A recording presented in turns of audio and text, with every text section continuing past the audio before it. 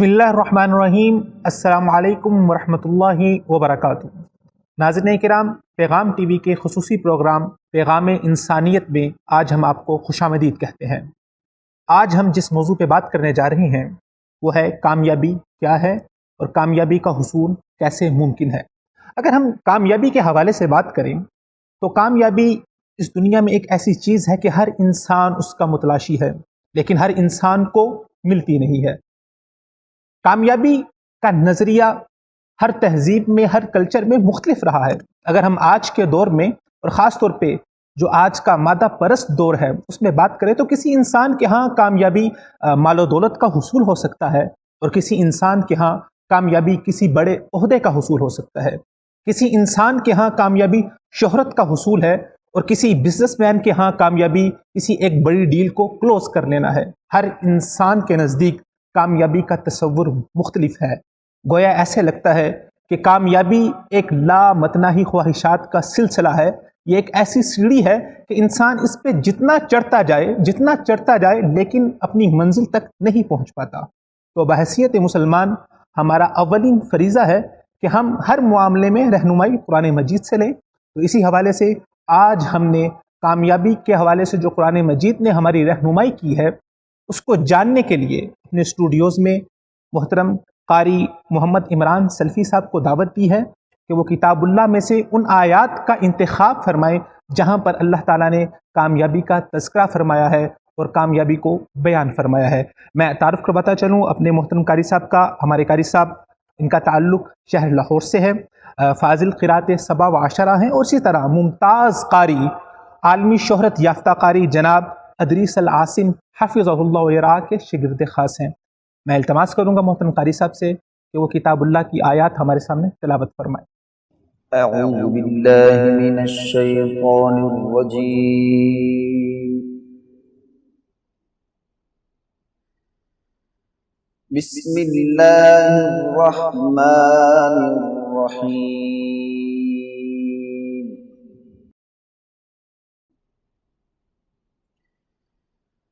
قد افلح من تزكى وذكر اسم ربه فصلى،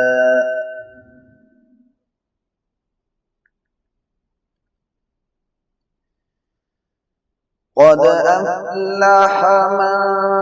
تزكى وذكر اسم ربه فصلى، بل تؤثرون الحياة الدنيا والآخرة خير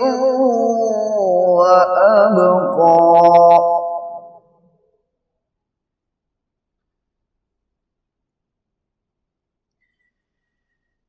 بسم اللہ الرحمن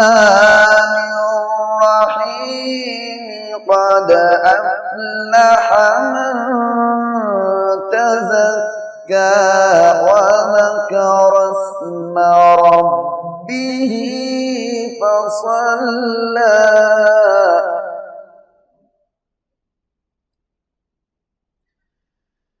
بل تؤثرون الحياة الدنيا والآخرة خير وأبقى۔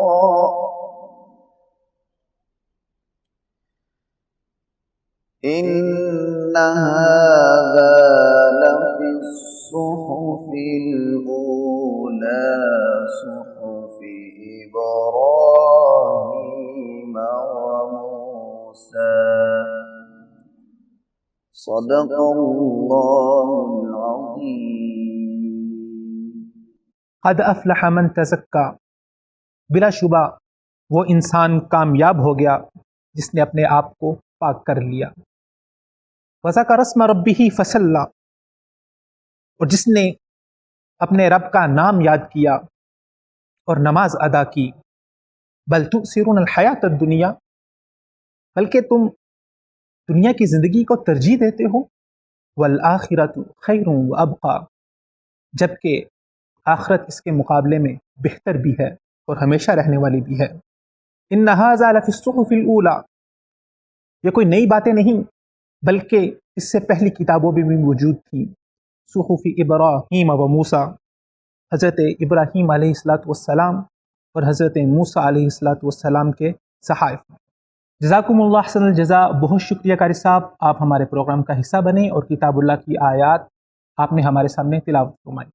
ناظرین کرام، یہاں پر وقت ہوا چاہتا ہے ایک مختصر سے وقفے کا، وقفے کے بعد حاضر ہوں گے اور ہمارے ساتھ ہمیشہ کی طرح شامل گفتگو ہوں گے ہمارے معزز مہمان محترم جناب پروفیسر ڈاکٹر محمد حماد لکھوی صاحب۔ آپ ڈین ہیں faculty of Islamic studies Punjab university کے، اسی طرح آپ محقق ہیں، آپ مصنف ہیں، آپ ریسرچر ہیں، آپ ایک اسلامک اسکالر ہیں۔ اور بریک کے بعد ہمارے ساتھ ایک نئے مہمان ہمارے اسٹوڈیو میں شامل ہوں گے محترم جناب ڈاکٹر مطیع اللہ باجوہ صاحب۔ تو ملتے ہیں آپ سے ایک مختصر سی بریک کے بعد۔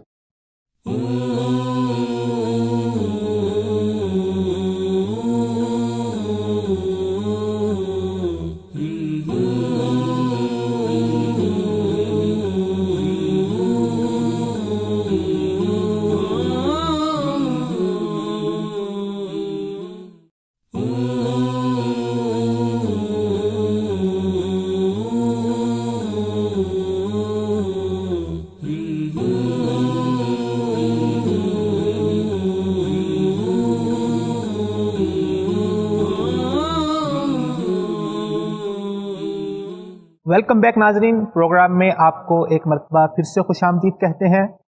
ابھی ہمیں اسٹوڈیوز میں جوائن کیا ہے ہمارے محترم مہمان جناب ڈاکٹر مطیع اللہ باجوہ صاحب نے۔ ڈاکٹر مطیع اللہ باجوہ صاحب یہ چیئرمین ہیں اسوہ فاؤنڈیشن کے، اور اس کے ساتھ ساتھ ایک مقامی کالج میں اسلامیات کے پروفیسر ہیں۔ میں ڈاکٹر مطیع اللہ باجوہ صاحب کو اپنے پروگرام میں خوش آمدید کہتا ہوں، بہت شکریہ، بہت نوازش ڈاکٹر صاحب، آپ نے اپنا خصوصی وقت عنایت فرمایا۔ اور اسی طرح ہمارے ساتھ ہمارے معزز مہمان جناب ڈاکٹر محمد حماد لکھوی صاحب ہمیشہ کی طرح شامل گفتگو ہے۔ ڈاکٹر صاحب آپ کو بھی خوش آمدید۔ صاحب آج خصوصی موقع ہے جہاں پر آپ کے خصوصی شاگرد بھی ہمارے ساتھ ڈسکشن میں شامل ہیں۔ ہاں، بس مجھے اعزاز حاصل ہے اپنے اس شاگرد کے استاد ہونے کا۔ اللہ تعالیٰ آپ دونوں کو خوشیاں نصیب فرمائے، اللہ تعالیٰ آپ دونوں کو کامیابیاں، مزید کامیابیاں عطا فرمائے۔ اور آج کا ہمارا ٹاپک بھی کامیابی کے حوالے سے ہے۔ جی جی،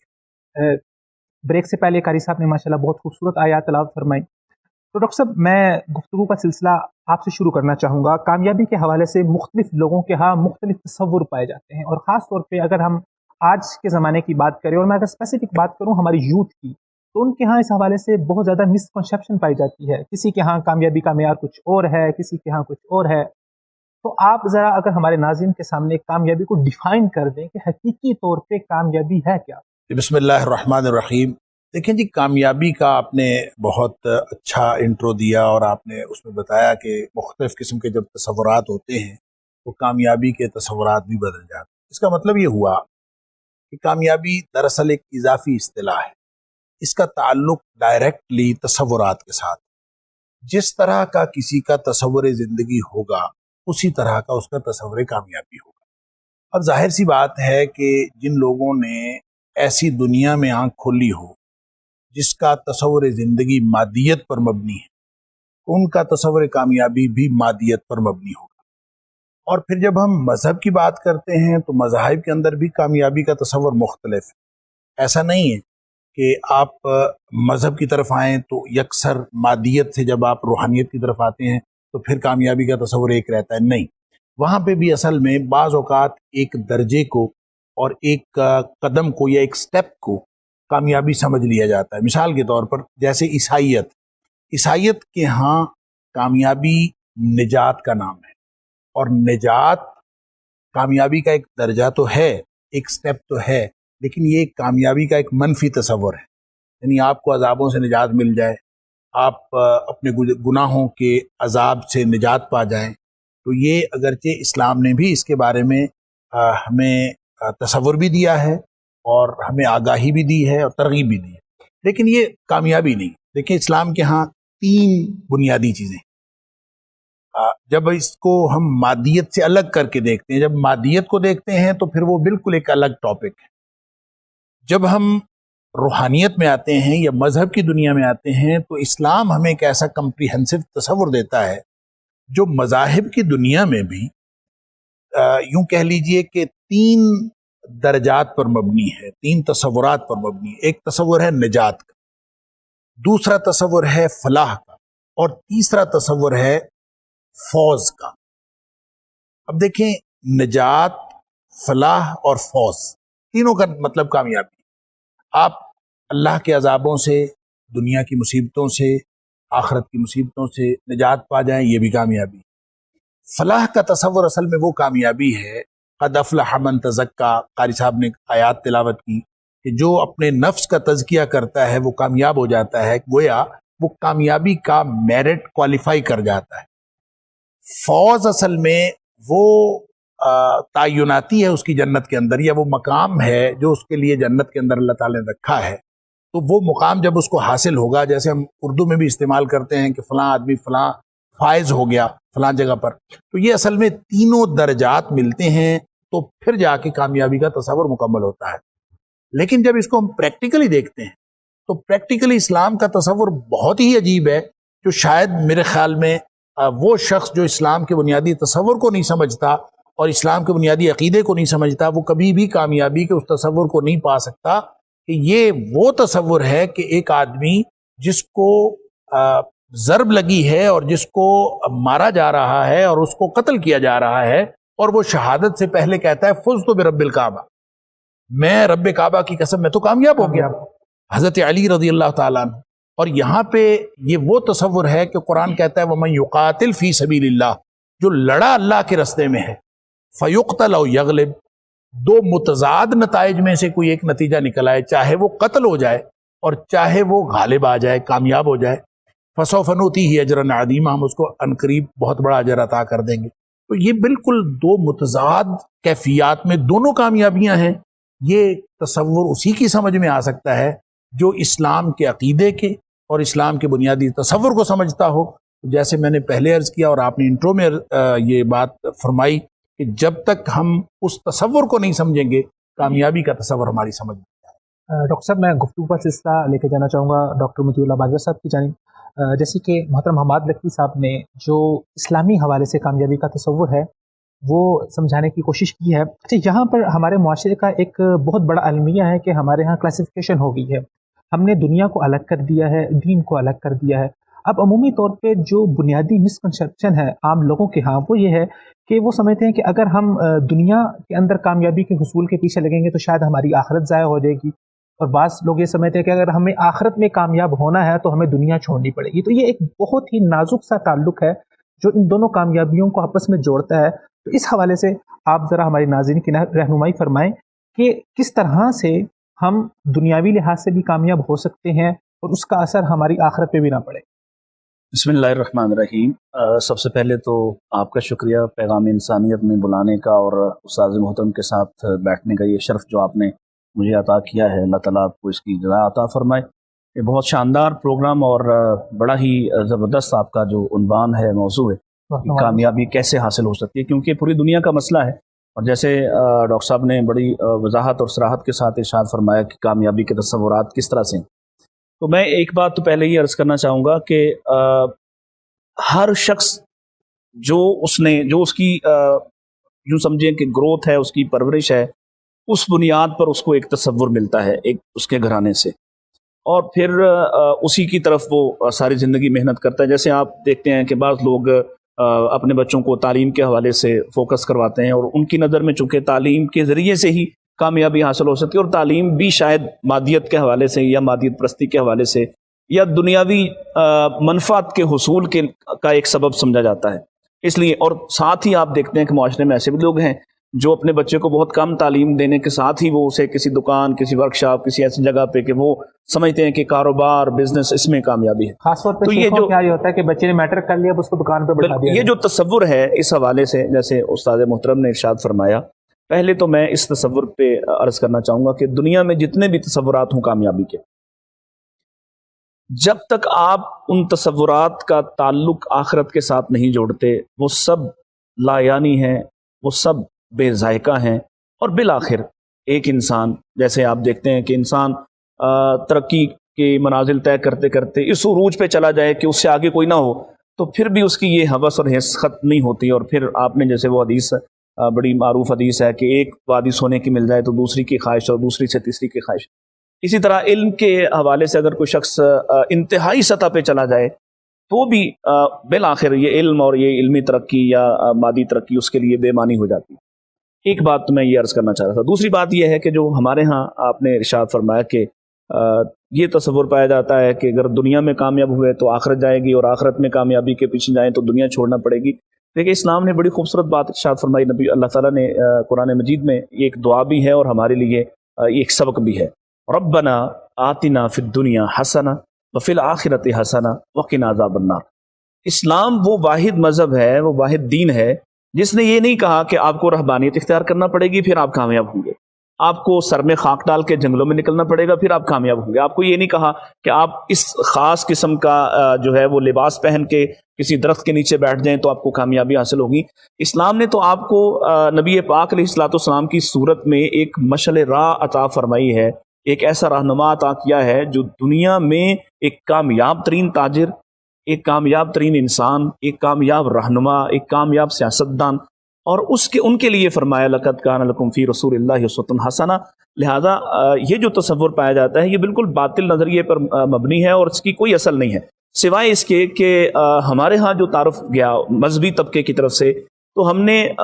دنیا کی بے رغبتی پر اس قدر زور لگا دیا کہ ہم نے سمجھا کہ دنیا کو حاصل کرنا ہمارا مقصود نہیں ہے. آپ دیکھیے رسول اللہ صلی اللہ علیہ وسلم نے جیسے کاروباری اصول ارشاد فرمائے، جیسے آپ نے کاروباری لوگوں کی حوصلہ افزائی فرمائی، اور جس طرح سے آپ نے جو دنیاوی ترقی ہے یا اس میں جو کامیابی ہے وہ جنگوں کی صورت میں ہو، جہاد کی صورت میں ہو، وہ معاشرتی جو اصول و اخلاق کے حوالے سے اس کی ترتیب و تدوین ہے، تو یہ آپ صلی اللہ علیہ وسلم نے اور اسلام نے جو ہمیں تصور دیا وہ تو دنیا آخرت کو ملا کر ایسی زندگی گزارنے کا نام ہے جس میں ہم یہ دنیا، یعنی ایک ڈاکٹر جب ڈاکٹر بنے، میں یہ بات اپنے شاگردوں سے اکثر کہا کرتا ہوں کہ جب ایک ڈاکٹر تعلیم حاصل کر رہا ہوتا ہے تب سے لے کے وہ اگر یہ سوچ لے کہ میں نے ایسا ڈاکٹر بننا ہے کہ جو لوگوں کے نفع کے لیے کام کرے گا، لوگوں کی بھلائی کے لیے کام کرے گا، تو جب سے وہ ڈاکٹر بننے کی MBBS کی تعلیم حاصل شروع کرتا ہے تب سے لے کے تب تک جب تک وہ آ کے پریکٹیکلی اس میں شروع نہیں کر دیتا تو یہ سارا وقت اس کا، یہ ساری زندگی اس کی یہ کامیابی کی طرف جا رہی ہے. اس لیے میرے نزدیک تو یہ تصور ہے کہ ہر وہ کام جو آپ اللہ تعالیٰ کی رضا کے لیے کریں، وہ بزنس ہو، آپ مال حاصل کریں اور مال کے صحیح طور پر صرف کرنے کا ارادہ کر لیں، اور اسی طرح سے آپ تعلیم حاصل کریں، تعلیم کو آپ کس مقصد کے لیے حاصل کر رہے ہیں، تو مقصدیت جو ہے وہ اگر واضح ہو جائے تو کامیابی کا تصور بالکل مختلف ہوگا. اور اسلام نے بالکل بھی یہ اس کو نگیٹ کیا ہے کہ کوئی دنیاوی کامیابی صرف چاہیے یا آخرت کی کامیابی چاہیے. یہ دونوں طرح کی زندگی کامیاب ہوگی تو پھر ہی کامیابی نصیب ہوگی. یعنی کہ زندگی کے اندر آپ جو بھی کام کریں آپ اس کو جوڑ دیں اخروی مقصد کے ساتھ، اللہ تعالیٰ کی رضا کے ساتھ، تو آپ کو دنیا کے اندر بھی کامیابی اس میں مل سکتی ہے اور آخرت میں تو آپ کامیاب ہیں. لیکن وہی بات ہے نا، وہ جو روشن دان والی ایک بڑی معروف بات ہے. تو اگر آپ کوئی کام کرتے ہیں، ایک قدم آپ اس لیے اٹھائیں یا آپ اس لیے، وہ جو بڑی معروف مثال اور صحیح حدیث کے مطابق وہ جو اس عورت نے، اس زانیہ عورت نے اس پانی پلایا ہے اس کتے کو، تو اس نے کیا ارادہ کیا تھا یا اس نے کیا چاہا تھا؟ وہ کیا دنیا کا مال چاہ رہی تھی؟ ایک ایسا عمل جو صرف اس نے اپنے رب سے ڈرتے ہوئے اللہ کی رضا جوئی کے لیے اور ایک جانور پر رحم کرتے ہوئے ایک عمل کیا ہے، تو اس کی پوری زندگی جو تصور ہے اسلامی طور پر کہ وہ کتنا بڑا جرم کرنے والی، اور اس پر نہ صرف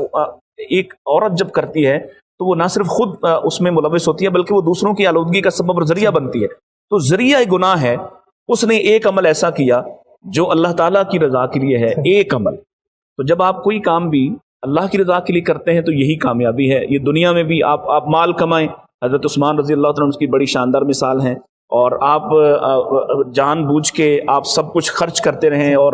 تنگ دستی اور فاقہ کشی کو اپنے اوپر جو ہے وہ طاری کر لیں، یہ بھی ہمارے سامنے حضرت علی رضی اللہ عنہ کا کردار موجود ہے. تو اعتدال ہونا چاہیے. اعتدال. ڈاکٹر صاحب، ابھی تک کی جو ہماری ڈسکشن ہے اس سے میں اس نتیجے پہ پہنچا ہوں کہ ہمیں کامیابی کو دو حصوں میں تقسیم کرنا پڑے گا. ایک وہ کامیابی ہے جو ہماری حتمی ہے جسے ہم الٹیمیٹ کہہ سکتے ہیں، اور ایک وہ کامیابی ہے جو عارضی طور پہ ہمیں اس دنیا میں حاصل ہوتی ہے. آپ اس حوالے سے کیا فرمانا چاہیں گے؟ دیکھیں جی، میں اس کو دو پہلوؤں سے میں بات کرنا چاہتا ہوں. ایک تو جو ڈاکٹر صاحب نے بڑی خوبصورتی کے ساتھ اس کو واضح کیا دیکھو قرآن کہتا ہے قل من حرم زینت اللہ التی اخرج لعبادی، جو اللہ تعالیٰ نے دنیا کی زینتیں اپنے بندوں کے لیے بنائی ہیں وہ کس نے حرام کی؟ لہذا دنیا کی کسی بھی نعمت سے فائدہ اٹھانا یہ منع نہیں کیا گیا، اور وہ نعمتیں اگر حاصل ہو جائیں اور اللہ تعالیٰ وہ نعمتیں عطا کر دے تو ان کو حاصل کرنا بھی گناہ نہیں ہے اور ان سے فائدہ اٹھانا بھی گناہ نہیں ہے اور وہ کامیابی میں رکاوٹ نہیں۔ ایک تو بات یہ سمجھنی چاہیے۔ دوسری بات یہ ہے جو اصل میں جو سمجھ میں نہیں آتی، اور چونکہ اسلام صرف مسلمانوں کا دین نہیں ہے، یہ ساری انسانیت کا دین، اور جو بات لوگوں کی سمجھ میں نہیں آتی وہ یہ ہے کہ کامیابی جو ہم دنیا میں حاصل کر رہے ہوتے ہیں، جو اگلی سطح پہ ہم پہنچ چکے ہوتے ہیں، رزلٹ دیکھ رہے ہوتے ہیں، اپنی محنت کا رزلٹ دیکھ رہے ہوتے ہیں، وہ اصل میں اگلی سطح کا امتحان ہوتا ہے۔ یہ دنیا ہے امتحان کے لیے، اور جب یہ دارالامتحان ہے تو دارالامتحان میں جب آپ کوئی ایک محنت کا کام کرتے ہیں، اس کے نتیجے میں آپ کو کوئی کامیابی ملتی ہے، آپ اس کو کامیابی سمجھ رہے ہوتے ہیں اور وہ ایک طرح کی کامیابی ہوتی بھی ہے، لیکن حقیقت میں وہ اگلی سطح کا امتحان شروع ہو چکا ہوتا ہے۔ اچھا، اس امتحان نے مکمل ہونا ہے جا کے جب دار الجزا میں ہم نے جانا ہے، اور وہ ہے آخرت کی بات۔ دیکھیں، میتھمیٹکس پڑھنے والا، فزکس پڑھنے والا، کیمسٹری پڑھنے والا، دنیا کے علوم میں ترقی کرنے والا، یا پھر مادی طور پر دنیا کی ساری نعمتیں حاصل کر لینے والا، اور یا پھر ان کو انسانیت کے لیے لوٹا دینے والا ایون، یعنی وہ چاہے انسانیت کے لیے لوٹا دے، وہ ساری کامیابی کی دلیلیں ہیں اور کامیابی کے مراحل ہیں، لیکن یہ کامیابی ساری ختم ہو جاتی ہے اگر اس میں آخرت کا تصور موجود نہ ہو۔ کیوں؟ موت سے پہلے تک کے تصورات پر مبنی اگر کامیابی ہوگی تو وہ موت سے پہلے تک ہوگی۔ جیسے نبی اکرم صلی اللہ علیہ وسلم نے فرمایا، کافر جتنے نیک اعمال کرتا ہے، چونکہ اس کے سسٹم کے اندر، اس کے تصور کے اندر آخرت شامل نہیں ہوتی، لہذا کافر جتنے نیک اعمال کرتا ہے اس کو سارا دنیا میں اس کا بدلہ دے دیا جاتا ہے، اور جب وہ دنیا سے جاتا ہے تو اس کے پاس کچھ بھی نہیں ہوتا کہ جس کی وہ جزا اللہ سے طلب کر سکے۔ عبداللہ بن جدعان بہت بڑا سخی تھا، نبی کریم صلی اللہ علیہ وآلہ وسلم سے پوچھا کہ حضرت عائشہ صدیقہ رضی اللہ تعالیٰ نے پوچھا، دیکھیں جو آدمی سخی ہو، صلہ رحمی کرتا ہو، لوگوں کے ساتھ ان کے کام آتا ہو، اس کے ساتھ ہمدردی تو پیدا ہو جاتی۔ تو حضرت عائشہ صدیقہ رضی اللہ تعالیٰ نے پوچھا کہ وہ تو بڑا کامیاب آدمی، جس کے پاس پیسہ بھی ہو، دولت بھی ہو، اور دوسروں کے وہ لیے لوٹائے بھی، اب اس سے بڑی کامیابی اور کیا ہو سکتی؟ تو حضرت عائشہ صدیقہ رضی اللہ تعالیٰ نے پوچھا کہ کیا عبداللہ بن جدعان کی مغفرت ہو جائے گی؟ نبی اکرم صلی اللہ علیہ وسلم فرمایا نہیں، اس کی مغفرت اس لیے نہیں ہوگی کہ اس نے ایک دن بھی یہ نہیں کہا کہ اللہ قیامت والے دن میری خطائیں معاف کر دیں۔ اس کے پورے سسٹم کے اندر، اس کے پورے تصور کے اندر آخرت شامل نہیں تھی، اس کے پورے عمل میں آخرت شامل نہیں تھی۔ لہٰذا جب آپ کوئی کام کر رہے ہوتے ہیں اور اس میں آخرت شامل نہیں ہوتی، یعنی تصور حیات کا تعلق ہے تصور کامیابی کے ساتھ۔ جب تصور حیات ہی یک رخا ہے اور اس میں صرف یک حیاتی تصور ہے، آخرت شامل ہی نہیں ہے، تو جو کامیاب ہوگا وہ دنیاوی اعتبار سے کامیاب ہو سکتا ہے۔ آپ کہیں کہ اڑا جا رہا ہے، اس کے جناب بہت کاروبار کامیاب ہے، اس کی ساری چیزیں کامیاب ہیں، وہ بہت اچھے عہدے پہ پہنچ گیا، کامیاب ہے، دنیاوی اعتبار سے کامیاب ہے، لیکن اخروی اعتبار سے وہ کامیاب اس لیے نہیں ہو سکتا کہ آخرت اس کے تصور میں شامل نہیں تھی۔ اگر وہ وہی کام جو وہ اڑا جا رہا، جو اس نے کاروبار کیا ہے، جو اس نے اعلیٰ عہدہ لیا ہے، اگر وہ وہی کام آخرت کے تصور کے ساتھ لے لے تو نبی اکرم صلی اللہ علیہ وسلم فرمایا کتنے ہی لوگ ہیں جو لوگوں کے کام آتے ہیں اور وہ اعتکاف کرنے والوں اور تہجد پڑھنے والوں سے اجر میں بڑھ جاتے ہیں۔ لیکن ڈاکٹر صاحب، اگر آپ اپنے اصل مقصد کے اندر آخرت کو شامل کر لیتے ہیں تو پھر میرے خیال سے کامیابی کا معیار بہت مختلف ہو جائے گا۔ بعض اوقات ایسا ہوگا کہ آپ کو لوگ کامیاب تصور کر رہے ہیں، آپ دنیاوی لحاظ سے بھی کامیاب ہیں اور آپ آخرت کے لحاظ سے بھی کامیاب ہیں، اور بعض اوقات ایسا بھی ہوگا کہ اگر آپ کے اصل مقصد میں آخرت شامل ہے تو دنیاوی لحاظ سے آپ کو ناکام تصور کیا جا رہا ہو، لیکن آپ اپنے اصل مقصد کے اندر کامیاب ہیں۔ وہ تو میں نے پہلے عرض کر دیا کہ حضرت علی رضی اللہ تعالیٰ عنہ کی میں نے مثال دی۔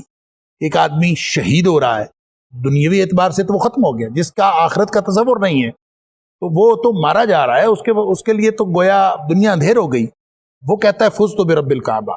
میں کامیاب ہوگا. اور فز تو وہ آخری مرحلہ ہے کامیابی کا، جیسے میں نے عرض کیا نجات فلاح کے بعد فوز تو میں کامیاب ہو گیا. اور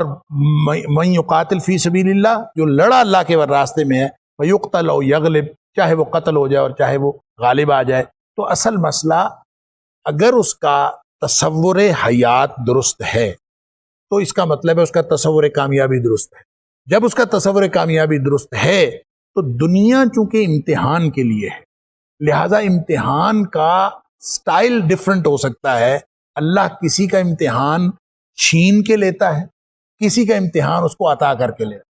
لہذا دنیا میں امتحان چاہے وہ اللہ تعالیٰ جس طرح بھی لے رہا ہو، اگر آخرت کے حوالے سے اس کا تصور کامیابی درست ہے اور اس کی ڈائمنشن ٹھیک ہے تو دنیا والے اس کو ناکام بھی کہہ رہے ہوں تو کوئی فرق نہیں اس سے پڑتا، اللہ کے ہاں وہ کامیاب ہے. یعنی کہ کامیابی ایک جزوی چیز ہے، اصل جو مسئلہ ہے وہ ہے نظریہ حیات کا. نظریہ حیات کی بنیاد پر نظریہ کامیابی ہو. صحیح. ڈاکٹر صاحب بعض دفعہ تھیوریٹیکل ڈسکشن بہت ہارڈ ہو جاتی ہے، بہت سکیل ہو جاتی ہے، لوگوں کو سمجھنے میں تھوڑی پرابلم ہو جاتی ہے. میں چاہوں گا تھا اسپیسیفکلی فار ایگزامپل اگر ہم بات کریں کہ ایک طرف ایک تاجر ہے جو ملینئر ہے، بلینئر ہے، وہ دنیاوی لحاظ سے کامیاب ہے لیکن اخروی لحاظ سے ناکام ہے، اور دوسری طرف ایک اور تاجر ہے، بزنس مین ہے، جو ملینئر ہے، بلینئر ہے، دنیاوی لحاظ سے بھی کامیاب ہے اور اخروی لحاظ سے بھی کامیاب ہے. تو اس میں کیا اسپیسیفک خصوصیات ہیں جس کی وجہ سے وہ ناکام ہے، اور اس میں کیا اسپیسیفک خصوصیات ہے جس کی وجہ سے وہ دنیا آخرت دونوں میں کامیاب ہے؟ دیکھیں بات وہی ہے جو چل رہی ہے. استاد محترم جیسے ارشاد فرما رہے ہیں کہ اگر اس کے تصور میں اس کا تصور حیات ہے، وہ کیوں ناکام ہے آخرت میں. دونوں اگر ایک ہی عقیدے کے لوگ ہیں، ایک تو یہ ہے کہ عقیدہ ہی اختلاف ہو، تو عقیدے کے اختلاف ظاہر ہے کہ جو شخص جو ہے مسلمان نہیں ہوگا، مومن نہیں ہوگا، وہ تو دنیا میں جتنا بھی کامیاب ہو، وہ چاہے دنیا والوں میں جیسے یہاں لاہور کے اندر ہی بڑے بڑے ادارے بعض ہندوؤں نے بنا کے چھوڑے اور آج لوگوں کو فائدہ پہنچ رہا ہے، تو انہیں آخرت میں کچھ نہیں ملے گا جیسے ڈاکٹر صاحب نے ارشاد فرمایا. ایک ہے کہ دونوں ایک ہی عقیدے کے ہیں، دونوں کا عقیدہ ہے کہ دونوں مسلمان ہیں. جیسے وہ حدیث میں آتا ہے کہ 3 لوگ جو سب سے پہلے جہنم میں پھینکے جائیں گے، ان میں ایک وہ سخی ہے، ظاہر ہے سخاوت وہی کرے گا جو بڑا تاجر ہوگا، جس کے پاس مال زیادہ ہوگا. اب وہ مال خرچ کرنے کے باوجود اور صحیح جگہ پر خرچ کرنے کے باوجود، صحیح عقیدے کا ہونے کے باوجود بھی آخرت میں ناکام کیوں ہو رہا ہے؟ اس لیے کہ اس کی کامیابی کے تصور میں خلل یہ تھا کہ وہ یہ دنیا میں چاہتا تھا کہ اس کو اس کا اجر ملے، اس کا فائدہ ہو، اس کی تعریف و توسین ہو. یہ اس نے اتنی سی خامی اس کے اندر ہوئی تو آخرت میں ان 3 لوگوں میں شامل ہوا جو سب سے پہلے جہنم میں. اس نے کامیابی کا اپنا ایک معیار بنایا ہوا، اس نے اپنا ایک معیار، اس نے دنیا والوں وہی کام جو لوگ اس کو واہ واہ کریں، وہی کام جو اللہ کے لیے کرنا چاہیے تھا، وہ صرف اتنی سی اس سے خطا ہوئی ہے کہ اس نے یہ چاہا کہ دنیا والے بھی اس کی تعریف کریں. اب یہ دنیا والوں کی تعریف کی خاطر اس نے کیا ہوا کام جو اس نے کر لیا، جو ظاہر ہے اپنے جیب سے مال خرچ کرنا یہ بڑا دل گردے کا کام ہے، بڑا مشکل کام ہے. پیسے خرچ کرنا اور خاص طور پر دینی معاملات میں خرچ کرنا یہ بڑا مشکل کام ہے. کہ اللہ تعالیٰ نے قرآن مجید میں کہا ہے نا کہ شیطان تو انہیں یہ وعدہ کرتا ہے کہ تم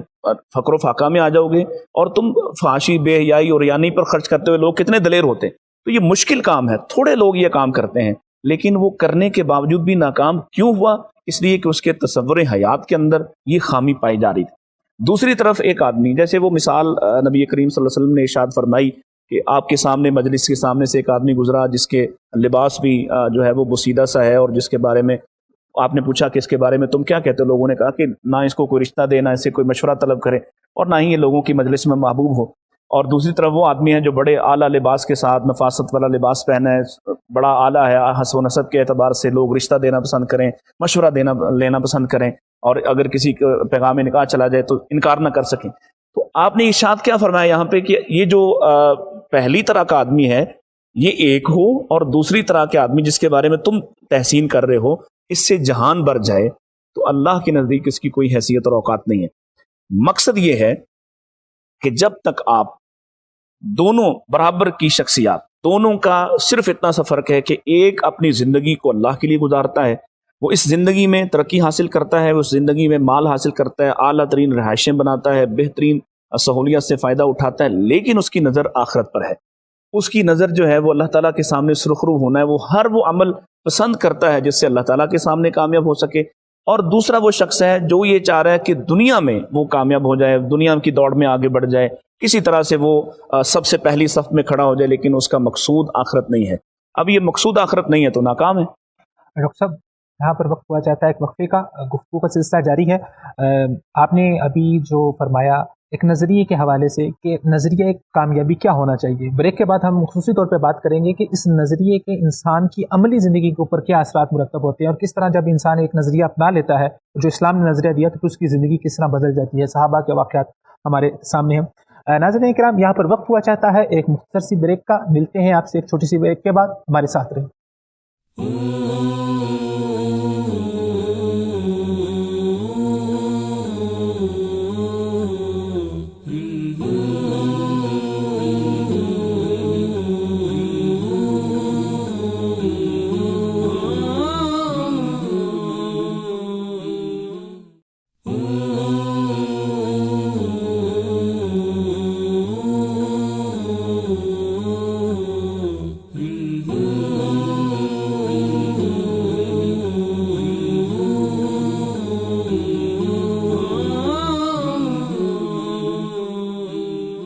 ویلکم بیک ناظرین، پروگرام میں آپ کو ایک مرتبہ پھر سے خوش آمدید کہتے ہیں۔ گفتگو کا سلسلہ جاری ہے، ہمارے ساتھ شامل گفتگو ہیں محترم جناب ڈاکٹر حماد لکھوی صاحب اور اسی طرح محترم جناب ڈاکٹر میتی اللہ باجوہ صاحب۔ ڈاکٹر صاحب بریک پر جانے سے پہلے ہم نے کامیابی کے نظریے کے حوالے سے بات کی کہ کامیابی بنیادی طور پر ہے کیا، اور اسلام نے اس حوالے سے ہمیں کیا اصول و مبادی دیے ہیں۔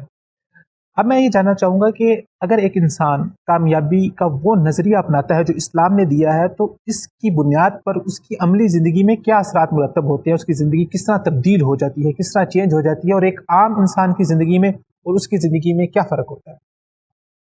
دیکھیں جی، فرق اصل میں اس کا تعلق ہے اللہ تعالیٰ کے ساتھ اس کی نسبت کا۔ اگر تو اس نے آخرت کا نظریہ اپنا لیا ہے، اسلامی تصور حیات کو اپنانے کا مطلب یہ ہے کہ اس نے اللہ تعالیٰ کی رضا کو اپنا مقصد بنا لیا ہے، اللہ تعالیٰ کی ناراضگی سے بچنے کو اپنا مقصد بنا لیا ہے، اور اگر یہ مقصد بنا لے گا تو پھر وہ قدم قدم پہ یہ سوچے گا کہ کہیں میرا اللہ ناراض تو نہیں، اور ہر وہ کام میں کر لوں جس میں میرا اللہ راضی ہو، اور ہر اس کام سے میں بچ جاؤں جس میں میرا اللہ ناراض ہو۔ اسی کو قرآن نے تقوی کی اصطلاح سے تعبیر کیا ہے، اور تقوی کی اصطلاح ہے ہی پریکٹیکلی یہ کہ بندہ یہ سوچے کہ مجھ سے کوئی چھوٹے سے چھوٹا کام ایسا سرزد نہ ہو جائے جو اللہ کی ناراضگی کا باعث بن سکے، اور کوئی چھوٹے سے چھوٹا کام ایسا ہونے سے رہ نہ جائے جو اللہ تعالیٰ کی رضامندی کا باعث بن سکتا ہے۔ اس لیے کہ اس کو کامیابی نظر آ رہی ہوتی ہے کہ فمن زحزح عن النار وادخل الجنہ فقد فاز، اس کو یہ بالکل سامنے نظر آ رہا، لہٰذا وہ ہر وقت اس سے بچنے کی کوشش کرتا ہے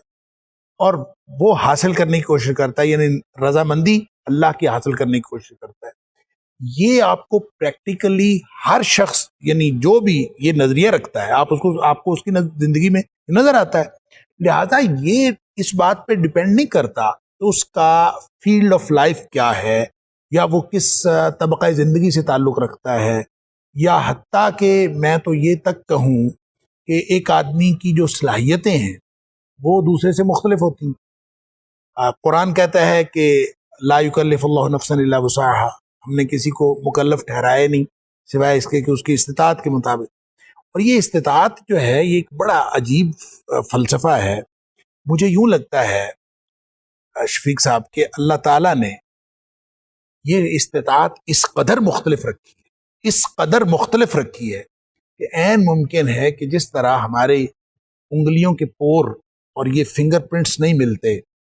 اور یہ آنکھوں کی پتلی نہیں ملتی، عین ممکن ہے کہ دنیا میں کسی بھی انسان کی استطاعت دوسرے سے نہ ملتی، کیونکہ اللہ نے امتحان لینا ہے، صحیح، اور امتحان کی استطاعت وہ جانتا ہے۔ لہٰذا ایک تو کامیابی کے حوالے سے ہم کمپیریزن نہیں کر سکتے، ہم یہ نہیں کہہ سکتے کہ شفیق صاحب تو اتنا کام کر رہے ہیں اور وہ کامیاب ہیں، اور میں اتنا کام کر کے مجھے بھی کامیاب ہونا چاہیے۔ یہ کمپیریزن ہم کر نہیں سکتے، اس لیے کہ مالک جانتا ہے کہ اس نے آپ کو کس کیپیسٹی پہ بنایا ہے، کس کیپیبلٹی پہ بنایا ہے، اور مجھے کس کیپیبلٹی پہ بنایا ہے۔ لہٰذا میری کامیابی میری صلاحیتوں کے ساتھ ہے، آپ کی کامیابی آپ کی صلاحیتوں کے ساتھ ہے۔ لہٰذا ہر شخص کو پریکٹیکلی جو اسلام کا نظریہ اپناتا ہے اس کو پریکٹیکلی یہ سمجھنا چاہیے کہ مجھے اپنی پوری صلاحیت لگا دینی ہے، اور پوری صلاحیت جب وہ لگائے گا کس بات میں لگائے گا؟ اللہ تعالیٰ کی رضامندی حاصل کرنے میں لگائے گا۔ اس میں پھر جو چیز رکاوٹ آتی ہے، اس میں جو سب سے بڑی چیز رکاوٹ بنتی ہے وہ اصل میں خواہش نفس ہے۔ اور اللہ تعالیٰ نے فرمایا کہ اما من خاف مقام ربہ ونہى النفس عن الہویٰ، سادہ سی بات ہے، مقابلہ اس بات کا ہے کہ آپ نے زندگی اللہ کی مرضی سے گزارنی ہے کہ اپنی خواہش نفس کے مطابق گزارنی۔ جس نے خواہش نفس کے مطابق جو مزاج یار میں آئے، جو دل کرتا ہے آپ کرتے جائیں، تو آپ پھر اللہ تعالیٰ سے کامیابی والی بات جو ہے وہ چھوڑ دیں۔ اگر آپ اپنی خواہش نفس کو روک لیتے ہیں، اور آپ اس لیے روکتے ہیں کسی اور وجہ سے نہیں، کسی سے ڈر کے نہیں، اللہ کی مرضی سے اگر روکتے ہیں تو پھر ٹھیک ہے۔ بات تو صرف اتنی، وگرنہ دنیاوی اعتبار سے تو وہ بندہ بھی کامیاب تھا جو نبی کریم صلی اللہ علیہ وآلہ وسلم کے ساتھ مکہ سے ہجرت کر کے مدینہ پہنچ گیا تھا، اور اس نے بھی وہی کام کیا تھا جو سارے صحابہ کرام نے کیا تھا۔ تو ایک وہ گروہ ہے جن کی ہجرت، جن کا وہ کام اللہ کے رسول صلی اللہ علیہ وسلم نے خوشخبری دی کہ الہجرت تہدم ما کان قبلہا، کہ گزشتہ زندگی کے سارے گناہ اس نے معاف کر دیے۔ اور ایک وہ شخص ہے کہ جس نے کسی عورت سے شادی کرنے کے لیے وہاں پہ اس نے اس کو کامیابی سمجھا، تو ظاہر ہے انما الاعمال بالنیات۔ تو وہ نظریہ جو آپ کہہ رہے ہیں، وہ نظریہ جب کوئی شخص اپنا لے گا، نظریہ اسلام کو اپنا لے گا، تو اس کی زندگی واضح طور پر نظر آئے گی،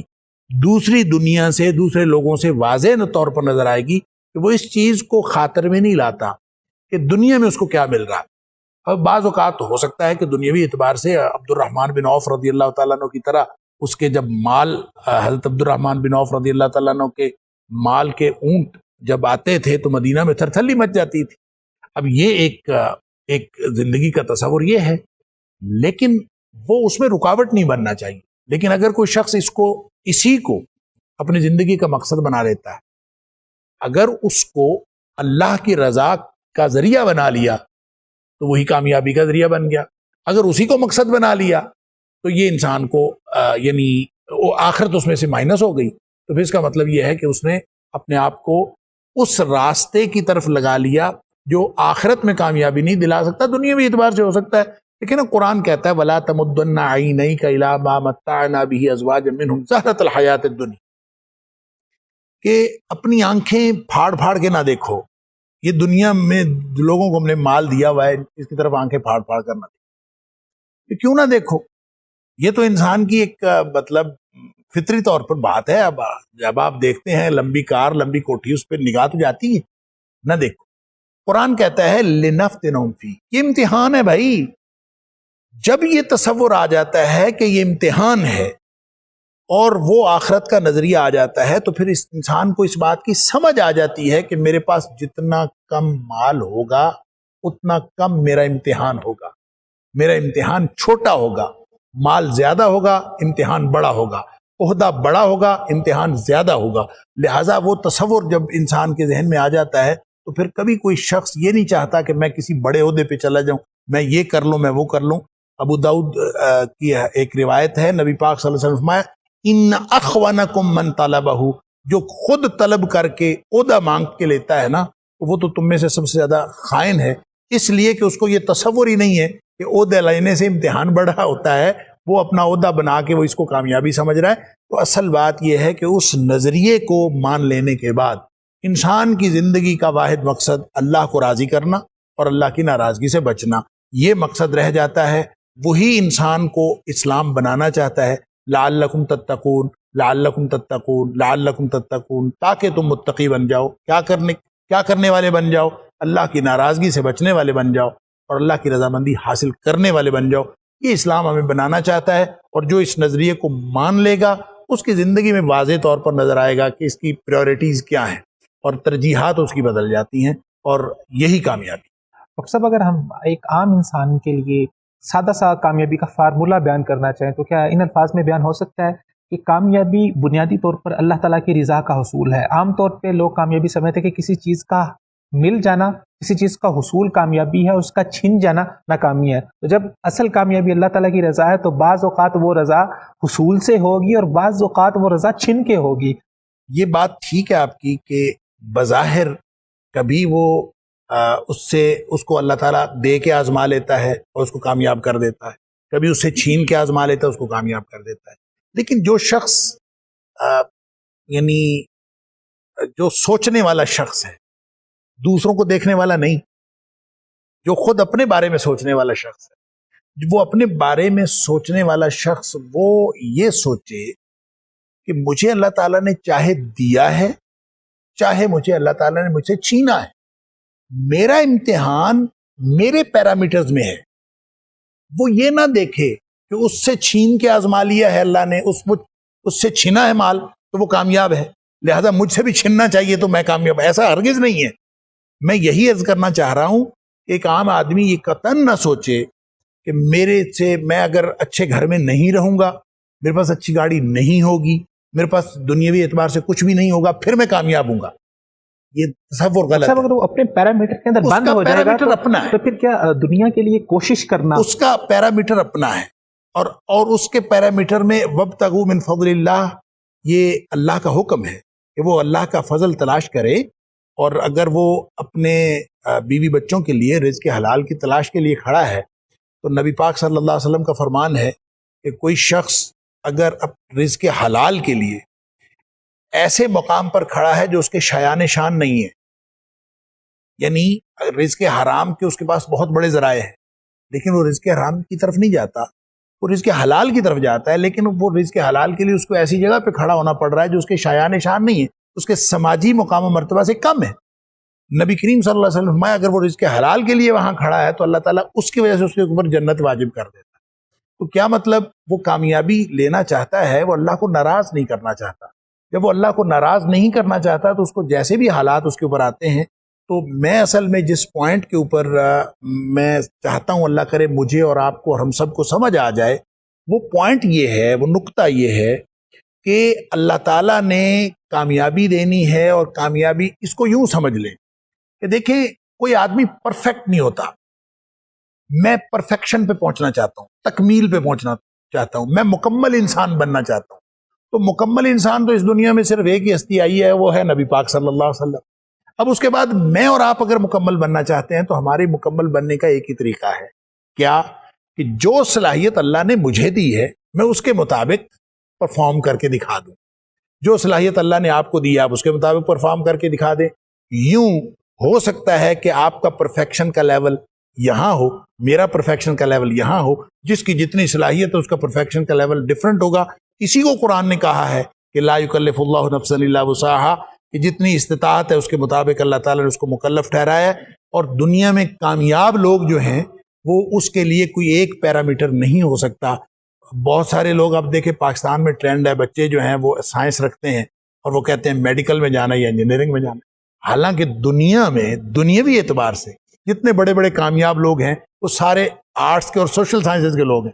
اور یہ لائف سائنسز کے اور بیسک سائنسز کے لوگ اتنے کامیاب نہیں ہیں جتنے سوشل سائنسز، یعنی لیڈرشپ جن کو ملی ہے وہ ان کو ملی ہے. تو لوگوں نے یہ غلط سمجھ لیا ہے کہ میں اگر وہ کروں گا تو کامیاب ہوں گا. نہیں، آپ کو اللہ تعالیٰ نے صلاحیت مختلف دی ہے، آپ مختلف صلاحیت کے ساتھ مختلف کام کر کے کامیاب ہو سکتے ہیں، اور دوسرا آدمی مختلف صلاحیت کے ساتھ مختلف کام کر کے کامیاب ہو سکتا ہے. صرف اس کے پیچھے نظریہ یہ ہونا چاہیے کہ میرا اللہ ناراض نہ ہو اور میں اللہ تعالیٰ کی رضامندی حاصل کرنے میں کامیاب ہوں. ڈاکٹر صاحب، میں آپ سے جاننا چاہوں گا کہ بنیادی طور پہ ہماری سوسائٹی کی بہت زیادہ پرابلمز ہے. جس سوسائٹی میں ہم رہتے ہیں یہ ایک مٹیریلسٹک کیپٹلسٹک سوسائٹی ہے. تو اس دوڑ کے اندر ہر انسان لگا رہتا ہے کہ دنیاوی لحاظ سے ہم دیکھیں کہ یار جتنا آپ آگے نکل جائیں اتنا ہی کم ہے، جتنا زیادہ کما لیں اتنا ہی کم ہے. لیکن اسلامی نظریہ حیات ہے، اس میں ہمیں زہد کا بھی درس ملتا ہے، اس سے ہمیں دنیا سے دور ہٹنے کا بھی درس ملتا ہے، بے رغبتی کا بھی درس ملتا ہے، کیونکہ انسان جتنا زیادہ دنیا کے قریب ہوتا ہے اتنا زیادہ اللہ سے دور ہونے کا کے جو چانسز ہیں وہ بڑھ جاتے ہیں. تو اعتدال کیسے ممکن ہو سکتا ہے؟ میں پہلے دو باتیں عرض کرنا چاہ رہا ہوں جو سابقہ گفتگو استاد محترم نے کی ہے، اس میں کوئی اضافے کی تو میرے پاس جسارت اور گنجائش نہیں ہے. صرف میں دو چیزیں اس میں عرض کرنا چاہ رہا ہوں. ایک بات تو یہ ہوئی کہ چھین کے یا واپس لے کے، اور بعض اوقات عطا کے ذریعے سے امتحان ہوتا ہے، کامیابی ملتی ہے، اور بعض اوقات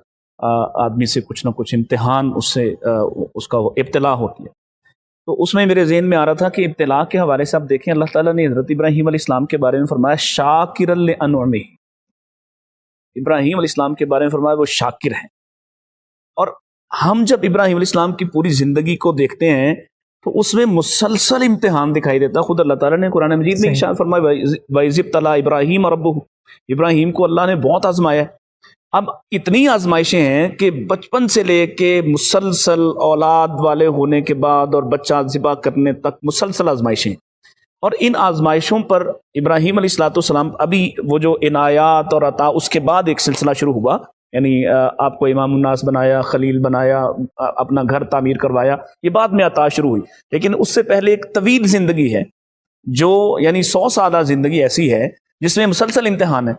اور اس مسلسل امتحان میں کامیاب ہونے والے ابراہیم علیہ السلام اللہ تعالیٰ انہیں کامیاب قرار دے رہے ہیں، اس لیے کہ وہ مسلسل امتحان کو بھی اللہ کی رضا سمجھ کر، اور یہ مشکلات بھی اللہ کی رضا سمجھ کر، آگ میں جانا، بچے کو ذبح کرنا، ہجرت کرنا۔ تو جب آپ کا یہ نظری پہلو جو درست ہوگا تو ایک بات تو یہ ہے۔ دوسری بات میں عرض کرنا چاہ رہا تھا کہ جو عملی حوالے سے آپ نے ایک بات کی تھی، جس کا میں چاہ رہا تھا کہ یہ والا حصہ میں اس کو کچھ ٹچ کر لوں جو بچ گیا استاد محترم سے، کہ اللہ تعالیٰ نے قرآن مجید میں ارشاد فرمایا وَمَن يُطِعِ اللَّهَ وَرَسُولَهُ فَقَدْ فَازَ فَوْزًا عَظِيمًا۔ اب آپ جب اس کی تفسیر میں جائیں گے یا اس کی تفصیل کی طرف جائیں تو میرا ایک نظریہ ہے، میں سمجھتا ہوں کہ جب آپ اللہ اس کے رسول کی مرضی کی زندگی گزارنا شروع کرتے ہیں تو اب دیکھیں رسول اللہ صلی اللہ علیہ وسلم نے قمیص کیسے پہنی، یہ ہم ایک آدمی ایک مسلمان یہ فالو کرنا شروع کر دے، چھوٹا سا عمل ہے کہ آپ نے کیسے قمیص پہنی، آپ نے جوتا مبارک کیسے پہنا، آپ چلے کیسے، آپ بیٹھے کیسے، اٹھے کیسے، کھایا کیسے، آپ لیٹے کیسے، سوئے کیسے۔ اب یہ چھوٹی چھوٹی چیزیں ہیں، جب آپ ان کا خیال کرنا شروع کر دیتے ہیں اور صرف اتنا سا کام کرتے ہیں تو کیا خیال ہے وہ بڑے بڑے اعمال جو بات ہو رہی تھی بڑے بڑے اعمال کرنے کے حوالے سے، تو یہ کام جب آپ کا نظریہ درست ہو جاتا ہے تو آپ کو کامیابی کتنی چھوٹی چھوٹی چیزوں میں ملتی ہے کہ آپ ایک سنت ادا کر دیں اور اسی پہ آپ کا خاتمہ ہو جائے، یا یہ بھی قبول کر لی جائے تو انشاءاللہ آپ کامیاب ہیں۔ دوسری بات آپ نے یہ تو ماشاءاللہ تقوی کا ایک اعلیٰ معیار ہے، اور اس کے اوپر جو انسان چلتا ہے تو اس کو تو پھر دنیا میں بھی سکون ہے اور آخرت میں بھی سکون ہے۔ لیکن سوسائٹی کے اگر ہم پیرامیٹرز کو دیکھیں تو ایسی صورت کے اندر ہمیں دیکھنے میں ملتا ہے کہ اگر انسان صرف اسی صورت کے پیچھے چلا جائے تو عام طور پہ یہ سمجھا جاتا ہے کہ ایسے لوگ دنیاوی لحاظ سے بہت پیچھے رہ جاتے ہیں، یا عام طور پہ دینی طبقے کو اس حوالے سے مورد الزام ٹھہرایا جاتا ہے کہ وہ اس وجہ سے پیچھے رہ گئے ہیں سوسائٹی سے۔ دیکھیے میں اس کا قائل نہیں، اس لیے نہیں ہوں کہ ہم تو یہ بات میں سمجھتا ہوں کہ جو شخص بھی یہ تصور پیش کرتا ہے وہ اسلام کے ساتھ ناانصافی کرتا ہے، اس لیے کہ اسلام نے تو یہ نہیں کہا، بلکہ آپ دیکھیں جو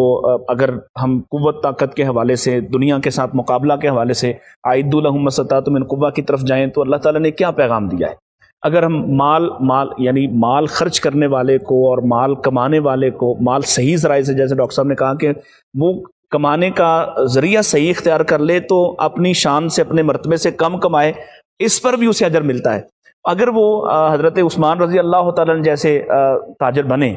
اور اللہ کے ساتھ تجارت کریں، مال کمائیں، لیکن مال کا استعمال صحیح طریقے پر کرنا شروع کر دیں، تو آپ کو امیر بننے سے کس نے منع کیا ہے؟ حضرت عبد الرحمن ابن عوف رضی اللہ عنہ کی مثال دی گئی کہ وہ اگر آپ اس انداز سے مال کمائیں اور مال کو خرچ صحیح طور پہ کریں تو اس سے آپ کو کس نے منع کیا کہ آپ مال نہ کمائیں، آپ تجارت نہ کریں؟ بلکہ ہمارے دین نے تو یہ پیغام دیا ہے کہ 9 حصے جو رزق ہے، اللہ تعالیٰ کی برکات ہیں، وہ تجارت میں رکھ دی گئی، گویا تجارت کو فروغ دینے کی بات کی ہے۔ اور تاجر کے بارے میں فرمایا کہ التاجر الصدوق الامین، نبیین وہ اگر سچا تاجر ہے تو وہ انبیاء کے ساتھ اس کو مقام ملے گا۔ تو ہمیں تو یہ لگ رہا ہے کہ اسلام نے تو یہ کوشش کی ہے کہ آپ صرف یہ آپ پر پابندی عائد کی کہ آپ کو ذریعہ صحیح استعمال کرنا ہے اور آپ کا مقصد صحیح ہونا چاہیے کہ آپ اس مال کو کیا کرنا چاہتے ہیں۔ اگر یہ مقصد صرف مال ہے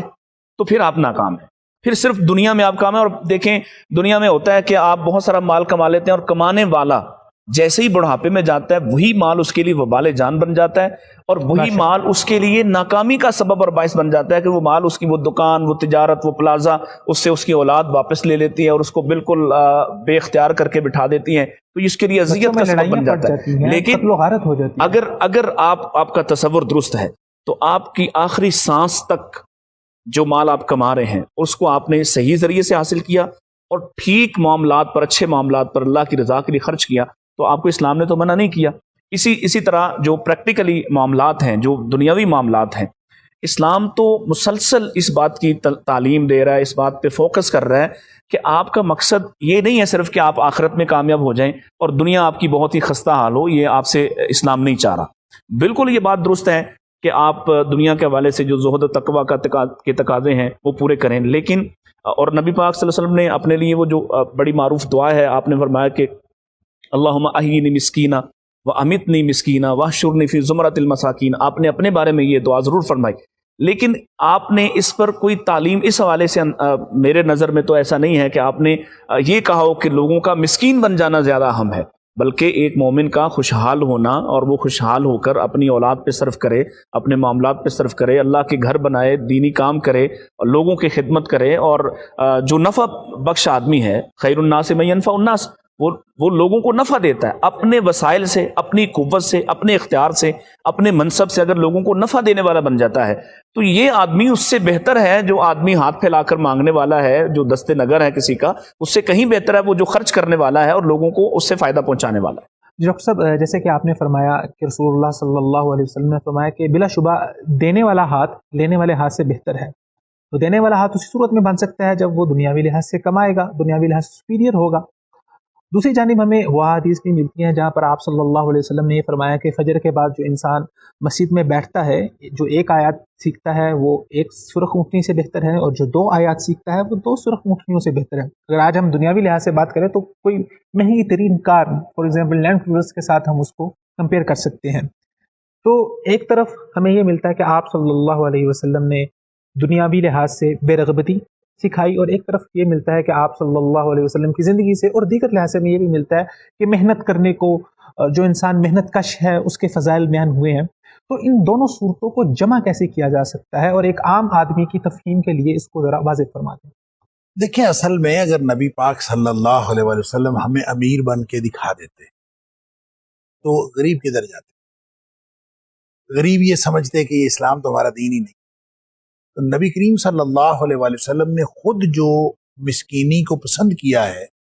وہ اس لیے پسند کیا ہے کہ وہ لوگ جو اللہ تعالیٰ کی طرف سے مسکین رکھے گئے ہیں وہ یہ سمجھیں کہ یہ دین ہمارا بھی ہے، اور نبی کریم صلی اللہ علیہ وسلم نے ان کے لیے اسوہ چھوڑا۔ رہ گئے وہ جو امیر لوگ ہیں، تو ذہب اہل الدثور بالاجور، کہ جو زیادہ اہل ثروت ہیں وہ تو اجر لے گئے، اور پھر نبی کریم صلی اللہ علیہ وسلم نے فرمایا کہ یہ تو پھر میرے بس میں نہیں ہے۔ جب ان کو سکھایا گیا کہ تم یہ پڑھو، تو اصل میں اس میں بیلنس یہ ہے کہ جو پڑھنے سے سرخ اونٹنیاں لینی ہیں اور لینڈ کروزر لینی ہے، یہ ان لوگوں کے لیے ہے جو کما کے نہیں لے سکتے، جو کما کے دین کی خدمت نہیں کر سکتے، جو کما کے دین کو تقویت نہیں دے سکتے۔ اب ام ہانی رضی اللہ تعالی عنہا کو نبی کریم صلی اللہ علیہ وسلم سکھا رہے ہیں کہ تم 100 دفعہ سبحان اللہ پڑھ لیا کرنا، 100 دفعہ الحمدللہ پڑھ لیا کرنا۔ اب وہ جو ہے، اگر کوئی وہ والا آدمی، جو ایک آدمی جو باصلاحیت ہے اور جس کے پاس پوری اللہ تعالیٰ نے اس کو پوری قوم کو لیڈ کرنے کی صلاحیت رکھی ہوئی ہے، اور پوری قوم کو تقویت دینے کا اس کے اندر اللہ تعالیٰ نے ایک پوٹینشل رکھا ہوا ہے، اور وہ سارا خرچ کر دے کہ میں مسجد میں بیٹھ کے سبحان اللہ الحمدللہ پڑھتا ہوں، اور وہ ایک خرچ کر دے گا، تو وہ اپنے آپ سے ناانصافی بھی کرے گا اور امتحان میں ناکام ہوگا۔ امتحان میں کامیابی کے لیے میں نے پہلے بھی جو بات عرض کی کہ جو صلاحیت اس کو اللہ نے دی ہے اس کا امتحان اس صلاحیت کے مطابق، اور جس کو نہیں دی اس کا امتحان اس کے لیے وہ دوسری چیز ہے۔ لہٰذا کوئی بھی شخص ایسا نہیں ہے جس کو اللہ تعالیٰ نے یہ الگ سے ایک، یعنی ہر شخص کی صلاحیت کے مطابق اس کے لیے کامیابی کا کوئی نہ کوئی ذریعہ نہ ہو۔ جہاں تک آپ بات کر رہے تھے مادی ترقی کی، تو دیکھیں مادی ترقی کی جب ہم بات کرتے ہیں تو یہ دنیاوی اعتبار سے جب اس میں آخرت ختم ہو جاتی ہے سرمایہ ہی ترقی کا معیار قرار پاتا ہے، تو یہ ایک اس طرح کی صورتحال بن جاتی ہے کہ اصل میں جب ہم مغرب کے تصور ترقی کو لیتے ہیں اور وہ سرمایہ کی بڑھوتری ہے، سرمایہ میں اضافہ، یہ ترقی ہے، نتھنگ ایلس، اور کچھ نہیں ہے۔ اچھا، وہ ترقی کا تصور انہوں نے دیا ہی اس لیے ہے کہ ہمارا جو اسلام کا دیا ہوا تصور آخرت ہے یہ اس کے اندر گم ہو جائے، لہٰذا سرمایہ میں بڑھوتری آپ کرتے جائیں۔ اگر اس تصور ترقی کو اور تصور کامیابی کو لے لیں تو ایک ایسی دلچسپ صورتحال ہے شفیق صاحب کہ آپ نے ملینز کما لیے، ٹریلینز کما لیے، واٹ نیکسٹ؟ آپ نے وہ کما لیا جو آپ نے کمانا تھا۔ صحیح۔ اگر وہ کامیابی کا معیار ہے تو پھر اس کے بعد کیا ہے؟ آپ کو یہ معلوم ہوگا کہ وہ جو واٹ نیکسٹ ہے، جن کے ہاں آخرت کا تصور ہی نہیں ہے، آپ کو یہ معلوم ہوگا کہ وہ کامیاب لوگ جو دنیا میں ترقی کے اعتبار سے اعلیٰ ترین یعنی منزلوں پر پہنچ گئے، اب پھر ان کو جب کوئی راستہ نہیں ملتا تو وہ خودکشی کرتے ہیں، دلی سکون ہی نہیں ہے، اور خودکشی کرتے ہیں۔ اور دنیا میں جو سب سے خوبصورت ملک ہے جس کی سیر کرنا ہر شخص اپنی خواہش رکھتا ہے، وہ واحد ملک ہے جس کے اندر خودکشی قانونی طور پر جائز ہے۔ اور آپ دیکھیں سوئٹزرلینڈ کے اندر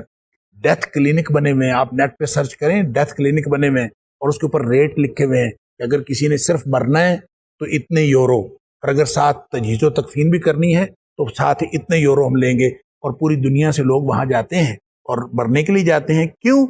اس کے علاوہ کوئی تصور ہی موجود نہیں ہے۔ تو یہ تو انسانیت کے اوپر اسلام نے احسان کیا، کتنا خوبصورت تصور دیا کہ یہ زندگی یہ ضائع کرنے کے لیے نہیں ہے، یہ زندگی قیمتی بنانے کے لیے ہے۔ اللہ تعالیٰ نے آپ کو اتنی سی صلاحیت دی ہو تو اس صلاحیت کو آپ قیمتی بنا سکتے ہیں۔ اگر اللہ تعالیٰ نے آپ سے ساری صلاحیتیں چھین لی ہوں تو کوئی ایک صلاحیت تو دی ہوگی،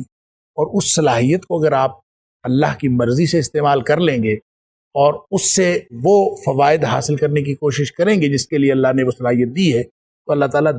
دنیاوی طور پر بھی آپ کو کامیاب کر دے گا اور اخروی طور پر بھی آپ کو کامیاب کر دے گا۔ لیکن یہ زندگی بنیادی طور پر تیاری ہے اس اصل زندگی کی۔ اصل زندگی تو میں نے شروع میں عرض کیا کہ تصور حیات،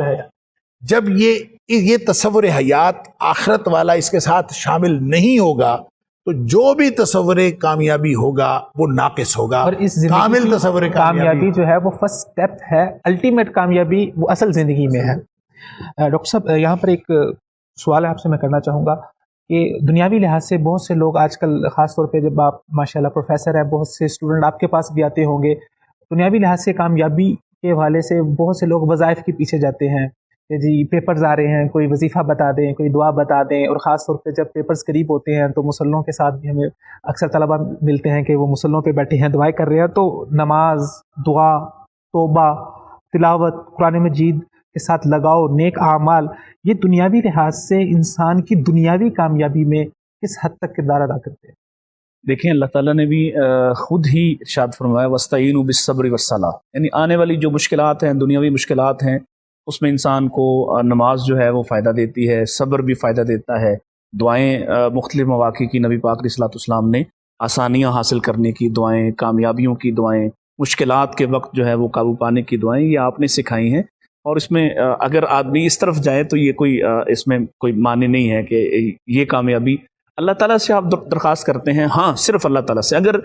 اس کامیابی کو حاصل کرنے کے لیے آپ من گھڑت قسم کے معاملات کی طرف چل نکلیں، اور پھر جیسے آپ کو پتہ ہے کہ لوگ کسی اور طرف شرک کی طرف چل نکلتے ہیں، یا اب مختلف لوگوں کے پاس اپنی منتیں مرادیں لے کے جاتے ہیں، تو اس طرف نہ جائیں،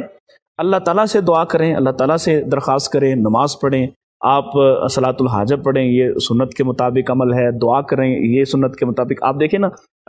دنیاوی کامیابی تھی بدر کا دن، بدر میں آپ کی کامیابی دنیاوی کامیابی بھی ہے اصل میں، کیونکہ آپ کا مقابلہ ایک بڑی طاقت سے ہے۔ اور ہمارے سامنے کیا سنت ہے کہ رسول پاک صلی اللہ علیہ وسلم ساری رات بھی اللہ کے سامنے کھڑے ہیں،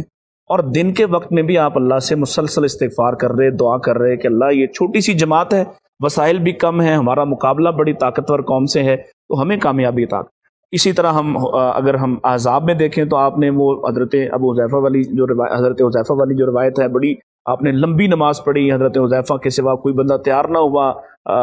جا کے جاسوسی کرنے کو، اور آپ جب حضرت حذیفہ واپس آئے جاسوسی کر کے تو فرمایا کہ اللہ کے نبی صلی اللہ علیہ وسلم اس وقت بھی نماز پڑھ لیتے.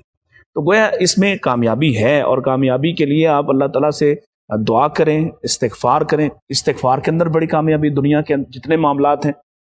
حضرت نوح علیہ السلام کے وہ الفاظ یاد کریں جو قرآن مجید کا حصہ ہیں کہ اگر تم استغفار کرتے ہو، استغفار کی طرف جاتے ہو، تو دنیا میں جو انسان کامیاب ہونا چاہتا ہے وہ کیا چاہتا ہے؟ مال چاہتا ہے، وہ اولاد چاہتا ہے، وہ دنیاوی معاملات میں کاروبار چاہتا ہے. تو یہ سب کچھ استغفار میں رکھا ہوا ہے. تو اگر اس طرف آدمی آئے تو یہ تو بہت اچھا ہے کہ اس کی امید اللہ تعالیٰ پہ ہے، آس اللہ تعالیٰ پہ ہے، وہ سہارا اللہ تعالیٰ کو بناتا ہے، اور وہ کسی بھی طرح کے حالات میں مایوس نہیں ہوتا. دعا اسے سہارا دیتی ہے، نماز اسے سہارا دیتی ہے، استغفار اسے سہارا دیتا ہے، صدقہ و خیرات اسے فائدہ پہنچاتا ہے، بلائیں ٹالتا ہے. تو اس طرف آئے تو پھر تو خیر ہے. لیکن اگر کامیابی کے اس معاملے کے لیے اگر وہ غیر اللہ کی طرف چلا جائے، ماسو اللہ کی طرف چلا جائے، تو پھر بہرحال یہ مل بھی جائے کامیابی تو ناکامی ہے. میں قرض کروں اس میں، دیکھیں اصل میں یہ اللہ تعالیٰ نے جو صلاحیتیں انسان کو دی ہوئی ہیں، یہ دعائیں ان میں نکھار پیدا کرنے کے لیے ہیں، ان کو تقویت بخشنے کے لیے ہیں. ہر انسان کی جو صلاحیت ہے اور اس کے اندر ڈفرینٹ قسم کی اللہ تعالیٰ نے اس کو کوالٹیز دی ہیں، نفسیاتی اور فزیکل، اور ہر چیز میں اللہ تعالیٰ تقویت پیدا کر دیتا ہے ان دعاؤں سے. لہٰذا یوں سمجھ لیجئے کہ یہ دعائیں اور فزیکل ایفرٹ یہ مل کے پھر انسان کامیابی کی طرف جاتا ہے. صلاحیت بھی ہو، دعا بھی ہو، اللہ تعالیٰ سے مدد بھی مانگی جائے، اور اللہ پر توکل بھی ہو، محنت پوری اور توکل اللہ پر. ناظرین کرام، یہاں پر آج ہمارے پروگرام کا وقت ختم ہوا چاہتا ہے. آج ہم نے کامیابی کے حوالے سے بات کی. کامیابی بنیادی طور پر آپ کے اندرونی پیس، آپ کے انر پیس کا نام ہے، قطع نظر اس بات کے کہ آپ کے پاس دنیاوی لحاظ سے کیا سٹیٹس ہے، کیا آپ مالدار انسان ہیں یا کیا آپ ایک غریب انسان ہیں. ہمارے ہاں مادہ پرستی نے ہمیں دنیا کی محبت میں اس قدر اندھا کر دیا، ہم دنیا کی چاہت میں اس قدر اندھے ہو گئے کہ ہم نے اپنی زندگی کا الٹیمیٹ گول پیسے کو بنا لیا، مادے کو بنا لیا. جبکہ اسلام نے ہمیں بہت ہی خوبصورت الٹیمیٹ گول دیا تھا، وہ تھا اللہ کی رضا. جب آپ مادے کے پیچھے بھاگتے ہیں تو پھر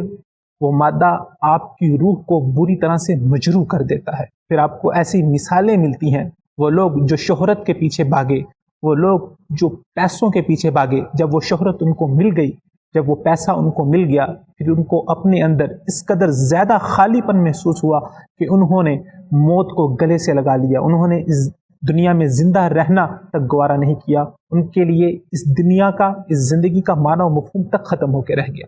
تو جب تک آپ اپنی زندگی کا الٹیمیٹ گول آخرت اللہ تعالیٰ کی ذات کے ساتھ نہیں جوڑیں گے، اللہ تعالیٰ کی رضا کے ساتھ نہیں جوڑیں گے، نہ آپ اس دنیا میں کامیاب ہو سکتے ہیں، نہ آپ آخرت میں کامیاب ہو سکتے ہیں. اگر ون لائن کے اندر آج کے پروگرام کا میں خلاصہ بیان کروں تو یہ زندگی عارضی زندگی ہے. اس زندگی کی کامیابی یہ آپ کا پہلا قدم ہے. بنیادی طور پر یہ زندگی اللہ تعالیٰ نے آپ کو اگلی زندگی کی تیاری کے لیے دی ہے، جہاں پر آپ کی ہمیشہ کی زندگی ہوگی اور جہاں پر آپ کو حقیقی کامیابی ملے گی. اگر آپ اس زندگی میں کامیاب ہو گئے تو آپ کامیاب ہیں، اور اگر آپ اس زندگی میں ناکام ہو گئے تو پھر آپ کا کوئی پرسان حال نہیں. فمن زحزح عن النار وادخل الجنہ فقد فاز. جو انسان جہنم سے بچ گیا اور جنت میں داخل ہو گیا، در حقیقت وہ انسان کامیاب ہو گیا. اسی کے ساتھ آپ سے اجازت چاہتے ہیں. اگلے پروگرام میں پھر آپ سے ملاقات ہوگی. تب تک کے لیے خدا حافظ.